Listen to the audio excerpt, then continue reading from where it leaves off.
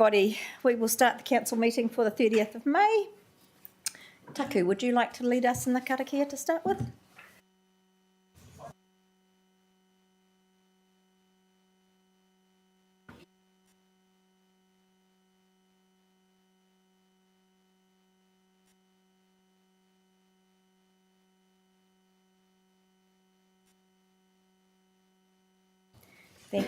Thank you. A reminder that we're being streamed and to use your microphones. Apologies, we'll have Councillor Waddle for lateness. I'll move that. Seconded by, thank you, Councillor Duncan. All those in favour? Those against? Carried. I've got no public forum. Any conflicts of interest from anybody? No. Confirmation, excuse me, of minutes from the 18th of April. And the extraordinary meeting on the 23rd. I'm going to move those. Is there any, thank you. Is there any changes? Any changes for anybody? No. Seconded by Councillor Ford. All those in favour? All those against? Carried. My report. Since the last meeting, obviously, we've had a number of events, specifically the long-term plan sessions and our hearings, with a very successful public Pacific night market doing our videos. I've been to hear Alan Dodson. He spoke at Pātika about the war stories before we had Anzac Day, where I think just everybody turned up with our dawn, civic and iwi service, along with the Tirai Bay, Porirua Bay and Patanui services. Kylie and I went to the Rangikora School fundraising event for a charity for a sick parent. I've had the opening of the art studio at Plimerton at the train station. Highly recommend popping in there. Wendy and I met the Mahi Rangatahi students who started at council, so they're here for 8 weeks. Phil and I joined the Friends of Mana Island AGM and the speaker. Kylie hosted a pink ribbon breakfast at the supply room. I think a number of us went to that. Mike, Jeff and I went to the New Zealand Coastal Rowing Skiff Champs held at Titai Bay. We've had citizenship with another 60 candidates through. I went to the Try Challenge, sponsored by Nuku'ora and Sanitarium at Kurina School with students from Tony Park and Russell School, where they did a 20-minute exercise around an obstacle course. I have to say it was lots of fun. It's something I think we could all do, but I couldn't bend that low. The Porirua Career Expo was successful with Minister Louise Upston coming out. We've had the Porirua planting at Cannons Creek Lakes along with the Friends of Porirua and Greater Wellington. We had our first Pacific Language Week with Rotorua. Barbara Edmonds and I welcomed the head of state from Samoa, Lafiga at Pātika. Sorry about the mispronunciation. Wendy, Ross, Taku and I joined Glenn and Ruben on the Sister City trip to Blacktown, which I found really successful, and we will have a report back on that, where we visited their waste facility, the new animal rehoming centre, a pool centre, along with a civic reception, the medieval festival, the Glow Festival, and a marae visit. And the Ngāti Taua group that came with us did so many performances. They just made our town proud. And then we ended with the funeral of Mayor Tony Bledsdale. I spoke at the Apopo conference on water infrastructure last week when we landed. We've had the police graduation with another 78 new recruits out. Kylie and I joined the team at Hirota Marae to celebrate Heniaka August receiving her QSM. Taken a whole year for those to actually arrive. I joined the book launch for Pollination and then jumped across to the Wānanga for the Citizens' Assembly last weekend. And then this week we've had the Samoan Language Week with the flag raising, and I joined the art workshop last night where I made a lovely art necklace for which is in my chambers, which everyone can have a look at. And then when I was away, I had Kylie cover the Paraplum Old Timers Day, which I hear was successful, and Mike did the Africa Day, and I think Jeff popped along to that. So another successful month. So that's me. Taku, anything from you? Just the Backtown visit I thought was a great success. There was a lot of new experiences that I've done for the first time after being there a long time, and yeah, it was really good. I think the council's members said that as well. Thank you. Okay, council recommendations. Councillor Leggett. Can you put your microphone on, please?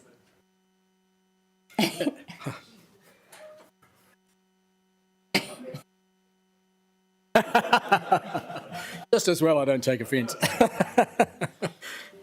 Can I move the minutes of the Kaumātua Kōrero meeting of the 2nd of May? So moved by Councillor Leggett, seconded by Councillor Hayward. Any amendments? All those in favour? All those against? Carried. Councillor Trillin.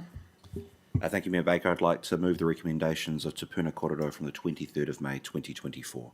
Okay, seconded by... I missed it, sorry. Oh, Councillor Ford. Any corrections? All those in favour? All those against? Carried. We move to our first report, 11.1, Animal Controls Fees for the Long-Term Plan.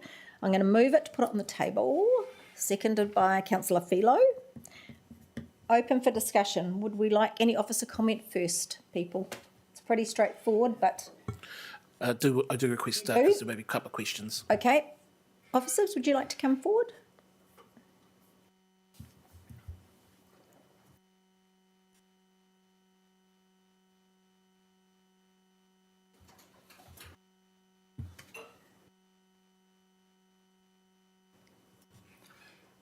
Through the chair.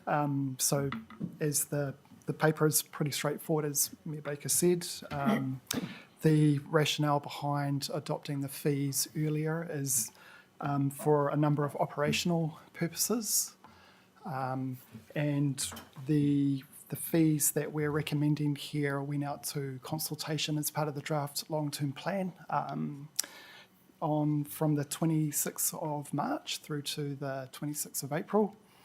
That's all your questions. Okay. Councillor Hayward? Thank you. Kia ora, kura matua me kaimahi, thank you for the report.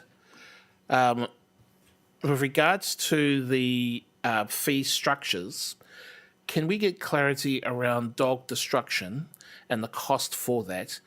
Is that using the principle of cost recovery, or is it possible that some of the costs, some of the revenue from that area is used to cross-subsidise other elements of the operations of animal control?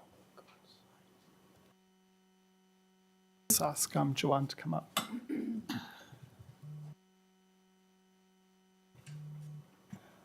Through your chair, yes, it is cost recovery. We're not subsidising any other activities. Okay. My next question is in regards to the fee increase. As was talked about in workshop and as you quite rightly point out in the long-term plan discussion documents, there are two categories of fee increases, regulatory and non-regulatory. So can we get some explanation as to why dog control is considered regulatory and not considered non-regulatory? Considering that there may very well be, it's beyond in terms of enforcement of the bylaws, it's also in terms of meeting a safer community for those who use the city as well. There is specific dog legislation that covers fee setting, as I understand it, so that is why it's considered a regulatory matter. So we're regulating dogs, so it is, both by legislation and by our own reckoning, it would fall into regulatory. So if I've understood that correctly, there is no ability of a council, any council, to establish a fee increase that was for a regulatory item like animal control that was less than all the other regulatory fees structured in the council business. Not sure I completely understand your question, Councillor, but we set all our regulatory fees with the exception of some that are set by statute. So just because we class them as regulatory fees doesn't mean that it's the same everywhere or there's a methodology that's employed everywhere. So we will, as you know, through the long-term plan, we do work out the public-private benefit of all these things, and that is decided at that point, and that is the guides the setting of fees. One last question. I thank you for the response, and this is going to be it's going to tax our officers, so I apologise in advance. But what would be the rating impact of having a fee structure where animal control fees go from instead of 2% to go to 2% instead of 5% increase? Through the chair, basically the 5% fee increase is increasing the fee revenue by $40,000. So if it only increased by 2%, that would be a $16,000 increase, or $24,000 less than what we've got that assumed. And in terms of rating impact, because this was considered OPEX, what would that mean for the council? It would be very, very small, about 0.02%. So it's not a large impact on rates. I've answered the questions. Thank you. Councillor, are we happy? Thank you. Councillor Hayward asked a couple of my questions. I guess over the last few years, the animal control or registration fees take quite a big hit. It may not seem like a big hit, but I mean, animal control and people that own dogs is only it's not a huge percentage across the city. So I'm kind of leaning toward I won't be supporting the 5% increase. I would be more inclined to support the 2% increase, but that's kind of just where I'm sitting. I'm not going to put anything through. I'll just see what happens here. But I can't accept 5%. Sorry. Councillor Liggett? I thank you for the paper, officers. I mean, this has been through due process, and we have talked about it before.